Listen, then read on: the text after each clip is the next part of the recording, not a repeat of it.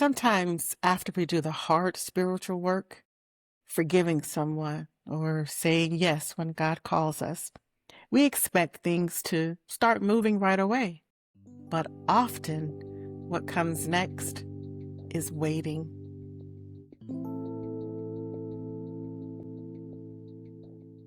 Hi, friend. I'm really glad you're here. Welcome back to Glory and Grit, where faith meets real life. If you're new to the podcast, welcome, or as we learned in Ghana, Akwaba. You might enjoy starting with the first few episodes where we talk about the heart behind Glory and Grit. I'm your host, Stephanie. I was actually supposed to be somewhere else right now, but my car wouldn't start. My plans changed, and here I am. And honestly, it feels kind of fitting because we're going to talk about waiting when nothing changes. Have you ever been in a season where you keep praying and nothing is changing? Sometimes the hardest seasons aren't when everything is falling apart. It's when everything is just the same. Praying, same. Situation, same. Answers, silent. You're not alone in that. Today, I want to talk about what it looks like to follow God when the waiting feels endless.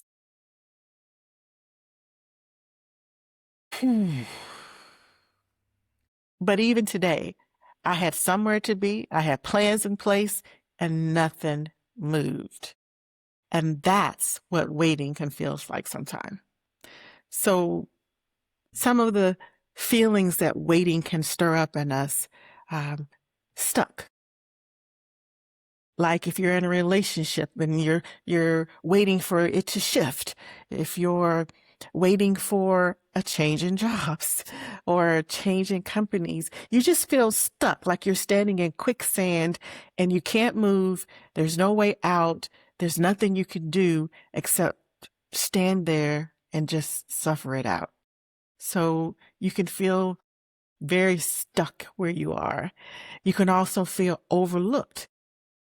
This is especially if you're waiting for some of the heavier things like to be healed, if you're waiting for doors to be opened, if you're waiting for new changes, it can just feel like if those changes aren't happening, and you're continuing to fast and to do all the right things, you can feel like you're being overlooked. Like I said earlier, maybe that, and God does not feel this way, but at that moment, I was feeling like, maybe I'm just not high on his list. You can feel forgotten. Like I I wasn't always doing the things I was supposed to do. And so maybe the Lord just forgot to come back and check on me and come back and see if I'm still here, if I still needed something. And maybe you could even feel confused by why he's not answering you, why he's not sending you the help you need, the job you need, the car you need, whatever it is that you're asking for. And that brings up questions like, did I hear God wrong? Did I mess something up? Why isn't anything moving? Why isn't anything happening? I've asked those questions too. And at some point, I think everyone experiences something that makes us question everything we knew, even the things that we were once sure that God had said. Being obedient to what the Lord has asked us doesn't mean that all of our prayers will be answered immediately. Sometimes it means we have to wait because that's what we're being told to do. Whether we want to hear it or not is another thing. But sometimes obedience means waiting on the Lord's timing. Do you remember that old song? He may not come when you want him, but he'll be there right on time. He's an on time God. Yes, he is. I love that song. Um, so waiting is a part of being obedient. Also, we sometimes have to realize that faith means stillness, being still. Wait on the Lord. Because our faith is strong, doesn't mean that we have to jump immediately or that we should jump immediately. Sometimes we should just simply stop in our tracks and be still and listen for what the Lord is trying to tell us.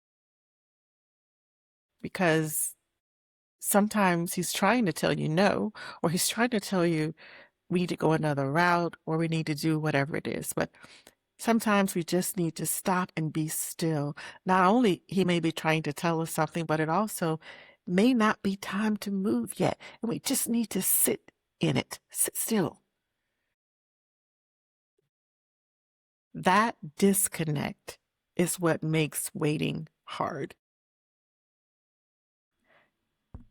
Mike Stumper, just because nothing is changing around you doesn't mean nothing is happening.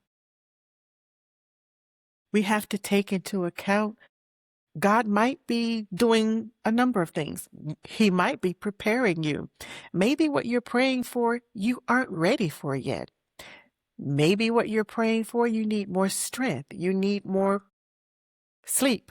You need more time. You need more energy. Don't always think that because it's not happening immediately, that it's not going to happen. It just may be that you need some preparations first, and the Lord's going to help you work that out. Another thing is He might be strengthening you. Maybe you're not strong enough to be in the environment in which you're praying for. Maybe you're not strong enough to carry or help someone else who you're going to meet in that environment or situation that you're praying for. It could be many of things that He may want to help strengthen you so that you're prepared and you're strong enough to handle what's about to come.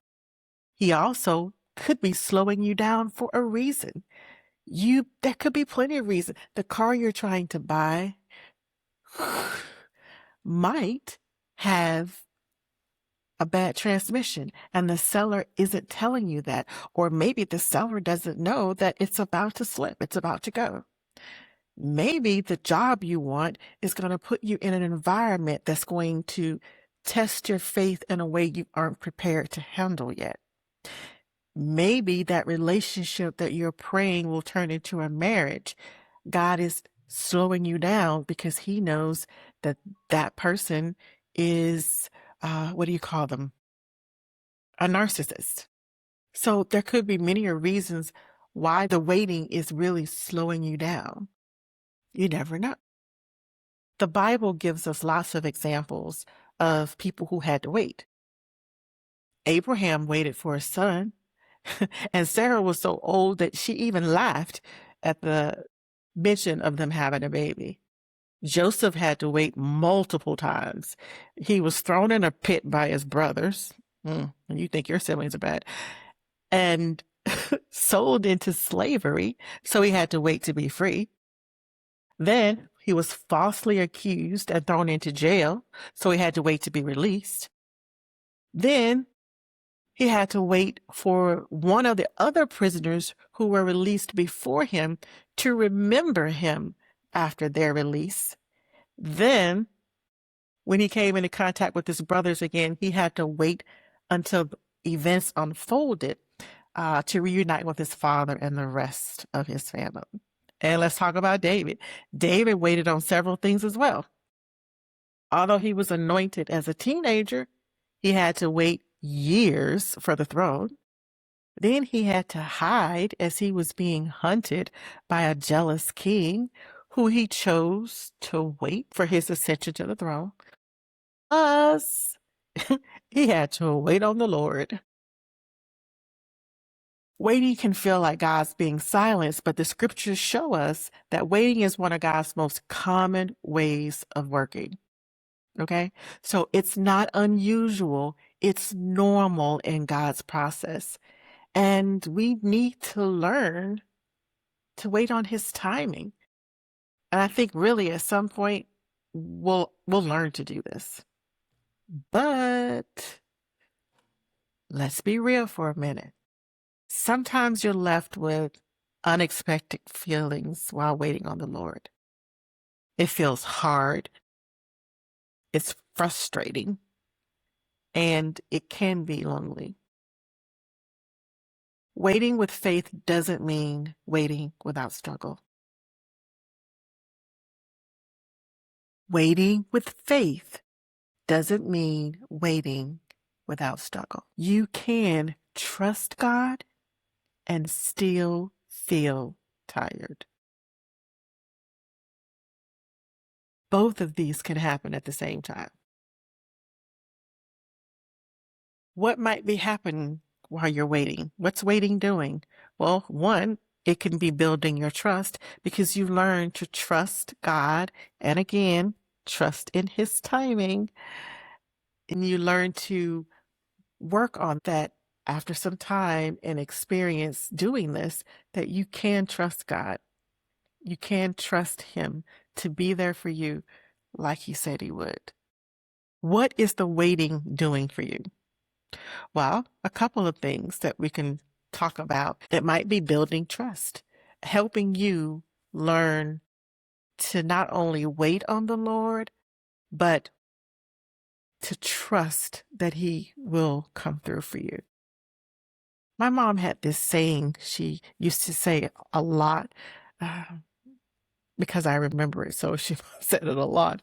I'm going to do ABC, Lord willing. I'm going to go XYZ, the Lord willing. And I used to always be aggravated and annoyed, young teenager, not knowing any better, why she would always say that.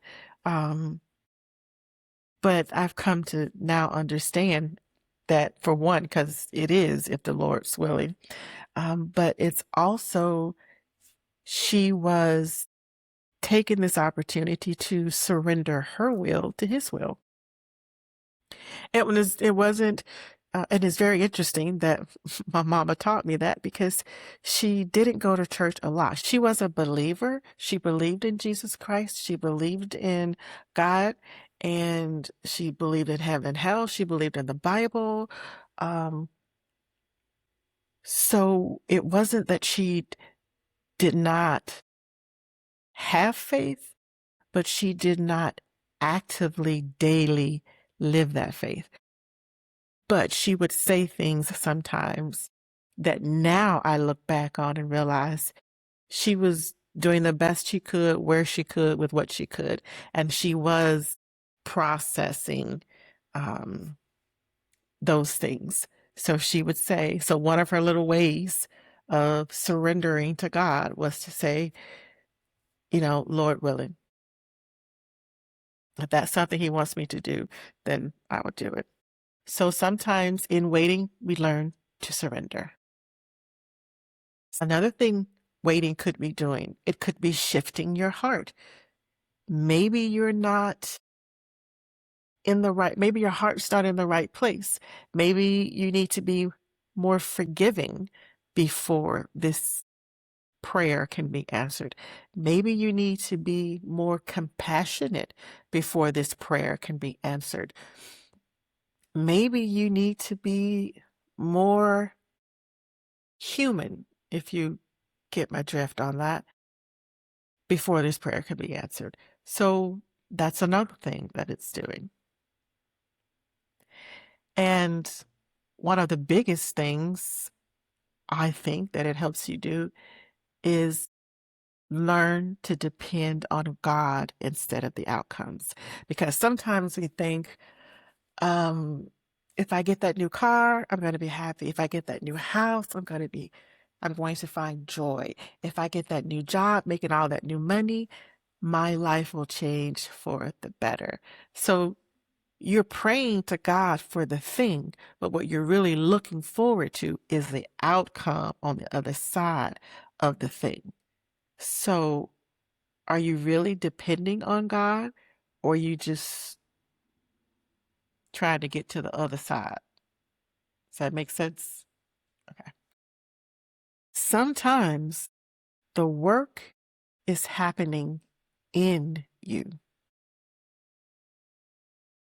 Sometimes God changes the situation, and sometimes He changes us while we're in it.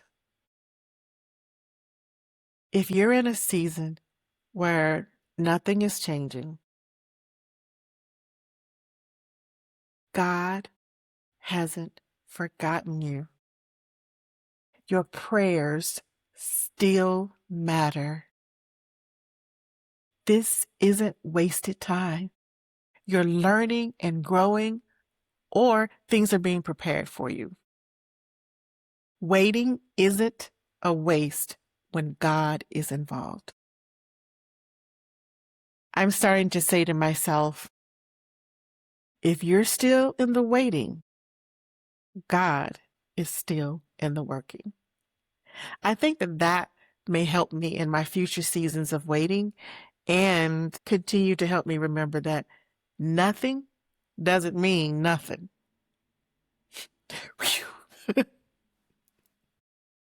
Maybe the goal right now isn't for everything to change.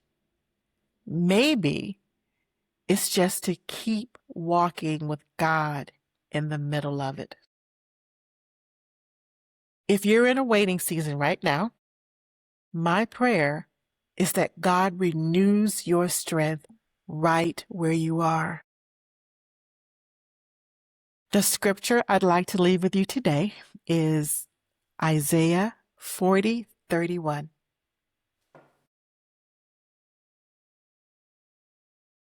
But they that wait upon the Lord shall renew their strength.